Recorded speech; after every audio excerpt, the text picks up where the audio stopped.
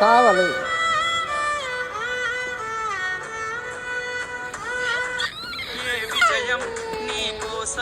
నా కోసం ఎటు పోదురా నువ్వు చేసిన కష్టం ఎప్పటికైనా సొంతం.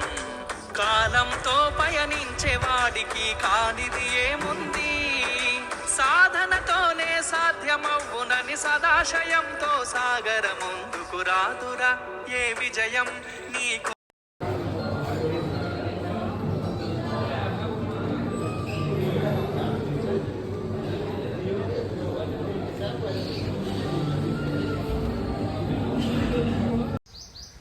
చూసారు కదండి ఫుడ్ని ఎట్లా వేస్ట్ చేస్తున్నారు ఇక్కడ. వాళ్ళేమో అక్కడేమో అంత కష్టపడి పనిచేస్తున్నారు అదే ఫుడ్ కోసం, ఇక్కడేమో తెలివైనడు చదువుకున్నాడు ఎట్లా స్టార్ హోటల్కి వెళ్ళి ఫుడ్ని అట్లా వేస్ట్ చేస్తున్నాం. అది ఏ దేశంలో నాకు తెలియదు కానండి, ఆ దేశంలోని మనం ఆర్డర్ ఇచ్చామంటే ఐటమ్ కంపల్సరీగా కంప్లీట్ చేసే బయటికి వెళ్ళాలి.